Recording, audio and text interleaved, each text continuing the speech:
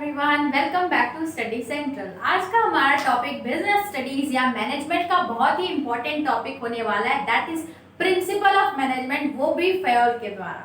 तो देखते हैं कि है क्या। अब मैं आपको ब्रीफ अप करती हूँ कि हेनरी फेयोल थे कौन।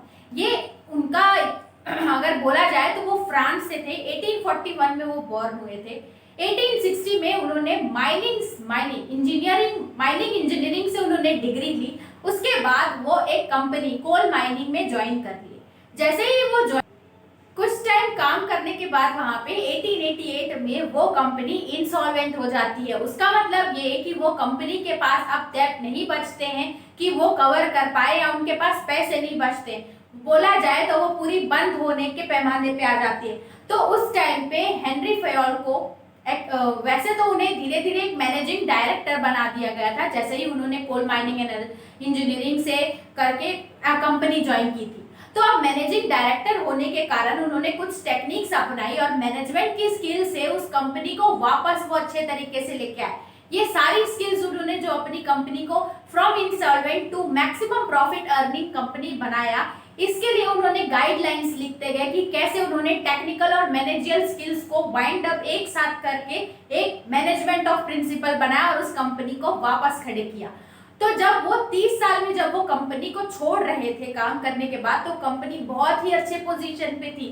तो इसीलिए उसके बाद उन्होंने 14 प्रिंसिपल्स ऑफ मैनेजमेंट दिए जिनको उन्होंने अपनाया कंपनी को बैक टू ट्रैक लाने के लिए। तो जो ये प्रिंसिपल है हेनरी फेयोल के द्वारा 14 प्रिंसिपल्स ऑफ मैनेजमेंट, वो हम लोग डिस्कस करेंगे। अब बहुत ही इंपॉर्टेंट टॉपिक है एग्जाम पॉइंट ऑफ व्यू से, प्लस बहुत ही ज्यादा इससे केस स्टडी आती है। तो चलिए एक एक करके देखते हैं कि ये है क्या। पहले अगर देखा जाए तो फर्स्ट प्रिंसिपल है वो है डिवीजन ऑफ वर्क। फर्स्ट जो हमारा principal of management by Henry Fayol है डिवीजन ऑफ वर्क। ये बोलता है कि अगर फॉर एग्जांपल आप घर में कुछ काम कर रहे हैं, तो आपके घर में पापा कुछ अलग काम करते हैं, दिवाली का अगर कोई भी फंक्शन हो तो दीदी कुछ और करिए, ऐसे करके सब आप डिवाइड कर देते हैं। क्या होता अगर वो काम सिर्फ सब आपको ही दे देते, तो कंफ्यूजन आ जाता, आप एफिशिएंसी से काम नहीं कर पाते, इफेक्टिवनेस से आप टाइम पे काम नहीं कंप्लीट कर पाते, प्लस एक फ्रस्ट्रेशन आ जाता। प्लस अगर ऐसा कोई काम होता जिसमें आप मास्टर ही नहीं हो, तो आप कैसे उसको कंप्लीट कर पाते।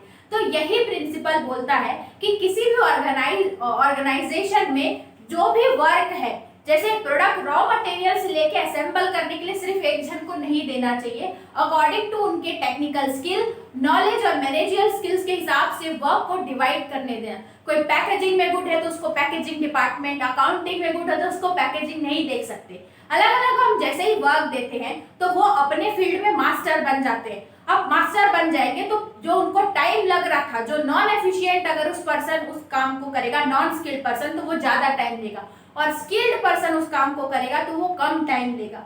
यही बोलता है डिवीजन ऑफ वर्क कि ये मिनिमाइज करता है टाइम, प्लस उस फील्ड में स्पेशलाइजेशन बनाता है। जैसे ही आप उसको रेगुलर काम करते जाते हो, उसमें आप स्पेशलाइज हो जाते हो, आपको टाइम भी कम लगता है, प्लस आप एक उसमें होता है ना, रेगुलर अगर आप काम करें तो आप मास्टर बन जाते हो, तो आपकी काम में गलती की चांसेस भी लेस हो जाती है। इसलिए डिवीजन ऑफ वर्क ये बोलता है कि हर किसी को अपने हिसाब से वर्क को डिवाइड कर देना चाहिए। तो चलिए देखते हैं इसके पॉजिटिव इम्पैक्ट्स क्या होंगे किसी भी ऑर्गेनाइजेशन में। अगर इसको इम्प्लाई करते हैं तो पॉजिटिव इम्पैक्ट्स ये होंगे कि वर्क स्पेशलाइजेशन आ जाएगा। वर्क स्पेशलाइजेशन मतलब एकदम कंटिन्यूसली अगर आप उस पर काम कर रहे हो तो आप उसमें मास्टर बन जाओगे। उसके बाद देखते हैं इम्प्रूव्ड एफिशिएंसी। इम्प्रूव एफिशिएंसी मतलब कंटिन्यू काम करने के कारण आपकी स्पीड भी इंक्रीज होगी, प्लस आप लेस रिसोर्सेज यूज करके कैसे उसको सही से करें, ये भी आपके लिए अच्छा हो जाता है। तो दो हमने पॉजिटिव इम्पैक्ट देखे, एक स्पेशलाइजेशन और इम्प्रूव एफिशिएंसी। अब अगर इसको हम फॉलो नहीं करते तो इसके कॉन्सिक्वेंसेस क्या होंगे।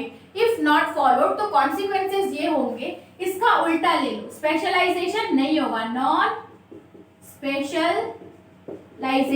Specialisation plus less efficiency. आप इसी का ही जो भी देखो पॉजिटिव इम्पैक्ट्स मतलब अगर हम उसको फॉलो कर रहे हैं, अगर नहीं फॉलो कर रहे हैं तो वो उसके ही अपोजिट हो जाते हैं। तो ये दोनों इसके कॉन्सिक्वेंसेस होंगे अगर फॉलो नहीं होते।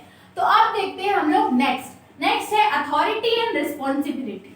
अथॉरिटी मतलब उस इंसान को पूरा पावर दे देना कि वो डिसीजन ले पाए, पावर देना। जैसे हमारी कंट्री को कंट्रोल करने का पावर रहता है किसी के पास, तभी वो डिसीजन ले पाता है। और रिस्पॉन्सिबिलिटी मतलब उस काम को कंप्लीट करने के लिए उसको जवाबदार ठहराना, वो होता है रिस्पॉन्सिबिलिटी। अगर मैं आपको एक एग्जांपल से समझाऊं तो क्या होता, अगर किसी एम्प्लॉय को उसको अथॉरिटी दे, रिस्पॉन्सिबिलिटी दे दी जाए कि वो 30 डेज में 100 टन्स ऑफ पैकेट्स मैन्युफैक्चर करके दिखाए, 100 पैकेट्स मैन्युफैक्चर करके दिखाए, ठीक है, 30 डेज में 100, उसको ये रिस्पॉन्सिबिलिटी दे दी, लेकिन उसको राइट्स नहीं दिए, उसको पावर नहीं दिया गया कि वो रॉ मटेरियल और ज्यादा खरीद ले और ज्यादा यूज कर सके। मतलब उसको रिस्पॉन्सिबिलिटी तो दी है कि you have to complete this work, लेकिन उसको पावर नहीं दिए है कि वो उस काम के लिए क्या क्या और चीजें यूज कर सकता है या अदर किसी को भी इन्वॉल्व कर सकता है या नहीं। इसके कारण अगर उसको अथॉरिटी और रिस्पॉन्सिबिलिटी सही से नहीं मिली तो वो अपना काम सही से नहीं कर सकता। ज्यादा अगर हम अथॉरिटी दे देते हैं, ज्यादा राइट दे देते हैं तो वो मिसयूज हो जाएगा। अगर ज्यादा राइट होने के कारण वो अपने राइट्स का मिसयूज करने लगेंगे, और ज्यादा हम रिस्पॉन्सिबिलिटी उनको देंगे तो उसमें एफिशिएंसी या इफेक्टिवनेस नहीं आ पाएगी। इसीलिए ये दोनों को बैलेंस करके चलना होता है। आप राइट भी दे रहे हो प्लस आप उसको रिस्पॉन्सिबिलिटी भी उतनी दो जितना आप राइट दे रहे हो। तो अब देखते हैं इसके पॉजिटिव इम्पैक्ट्स क्या होंगे। पॉजिटिव इम्पैक्ट्स ये होंगे कि इसमें नो मिसयूज ऑफ अथॉरिटी। अगर उनको अथॉरिटी दे देते हैं कि आपके पास पावर है तो इसमें मिसयूज नहीं होगा, क्योंकि वो अपने पावर को अच्छे से यूज करेगा।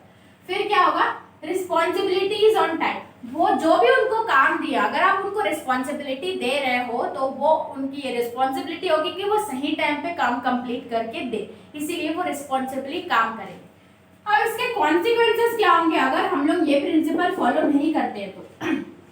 एक होगा डिले इन वर्क। देखो अगर रिस्पॉन्सिबिलिटी ज्यादा होगी और अथॉरिटी नहीं देंगे तो वर्क धीरे धीरे हो जाएगा, क्योंकि इतनी रिस्पॉन्सिबिलिटी दे दी है आप उसको। मिसयूज ऑफ अथॉरिटी, देखो अगर हम लोग ज्यादा उनको अथॉरिटी या ज्यादा राइट दे देते हैं तो अपने राइट को गलत भी यूज कर सकते हैं, इसलिए मिसयूज।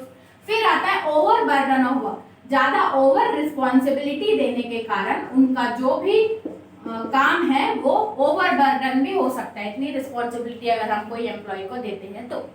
नेक्स्ट है हमारा डिसिप्लिन। डिसिप्लिन एक इम्पॉर्टेंट प्रिंसिपल है ऑफ हेनरी फेयोल का।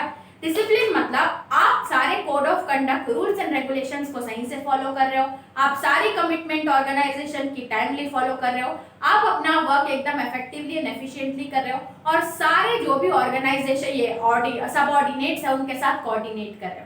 ऑल ओवर अगर बोला जाए तो अगर आपको कोई टास्क दिया हुआ है तो आप उसको डिसिप्लिन में कर रहे हो। फॉर एग्जांपल अगर आपकी लाइफ से कनेक्ट करें, अगर आप लेट उठते हो या आप अपना काम स्कूल टाइम पे नहीं जाते, वर्क सही से कंप्लीट नहीं करते, मतलब ये डिसिप्लिन नहीं है।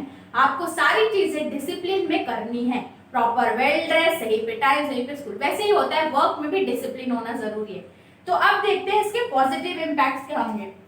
पॉजिटिव इम्पैक्ट्स ये हैं कि सिस्टमैटिक वर्क होगा। अगर सारे रूल्स एंड रेगुलेशन सही से फॉलो किए जाएंगे और सारी communication with in lower level और अपर लेवल या ऑल लेवल ऑफ ऑर्गेनाइजेशन में होगी तो जो हमारा वर्क है वो सिस्टमैटिकली होगा।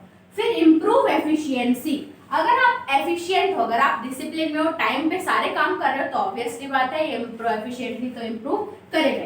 कॉन्सिक्वेंसेस, अगर ये फॉलो नहीं करते तो उसके कॉन्सिक्वेंसेस क्या होंगे। पहला तो डिसऑर्डर एंड कंफ्यूजन। ये अगर आप सही से फॉलो नहीं करते हो तो डिसऑर्डर आ जाएगा, मतलब टाइमली मेंटेन नहीं होगा, कोई और कुछ कर रहा है, कोई और कुछ कर रहा है, कंफ्यूजन क्रिएट होगा कि अगर आप लेट पहुंचते हो तो होता है ना क्लास अगर मिस हो जाती है तो आपको आधा समझ नहीं आता, वैसे अगर डिसिप्लिन में नहीं रहेंगे तो कंफ्यूजन क्रिएट होगा। फिर आता है wastage of resources. If you are not in discipline, आप सही से काम नहीं कर रहे हो, सही से कोऑर्डिनेट नहीं कर रहे हो तो ओवर यूज आप करोगे ही ऑफ रिसोर्सेज जो भी अवेलेबल है, इसलिए वेस्टेज ऑफ रिसोर्सेज आएगा। फिर डिले इन वर्क, ऑब्वियसली अगर आप डिसिप्लिन में नहीं है तो आपके सारे काम लेट होंगे।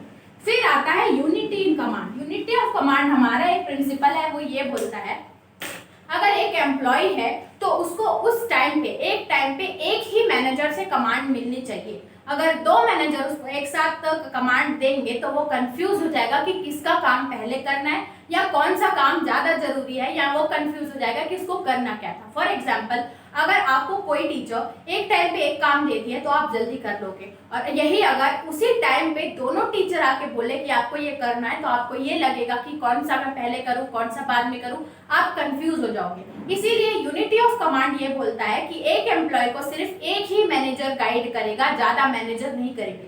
इसके फायदे ये होंगे कि वो सही से उनको रिजल्ट दे पाएगा, प्लस अपने काम को वो डिवाइड कर पाएगा। जैसे कि अगर वो पैकेजिंग डिपार्टमेंट का है तो वो हेड भी उसी का डिपार्टमेंट का हेड ही उसको देगा, अकाउंट्स डिपार्टमेंट का हेड उसको ऑर्डर नहीं देगा। अब देखते हैं इसके पॉजिटिव इम्पैक्ट्स।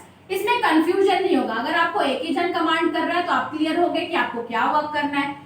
अब ईगो क्लैशेस नहीं आएंगे, एक जन कमांड कर रहा है वो आपका सीनियर है तो आप उसके फॉलो करते आओगे जैसे कि आप कर रहे हो, और उसको वो नहीं लगेगा कि वो दूसरे का काम कर लिया मेरा नहीं किया। इसलिए एक जन अगर आपको कमांड कर रहा है तो एक ही को फॉलो कर रहे हो।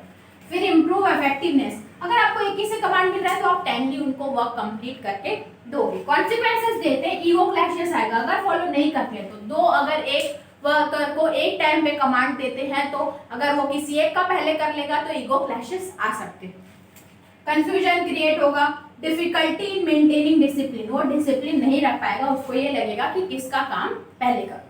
मैंने आपको बताया था कि ऑल ओवर 14 प्रिंसिपल दिए हैं हमारे हेनरी फेयोल ने, ये हमारे हुए हैं सिर्फ 4 प्रिंसिपल, अभी और बचे हैं तो चलिए देखते हैं उसको नेक्स्ट वीडियो में।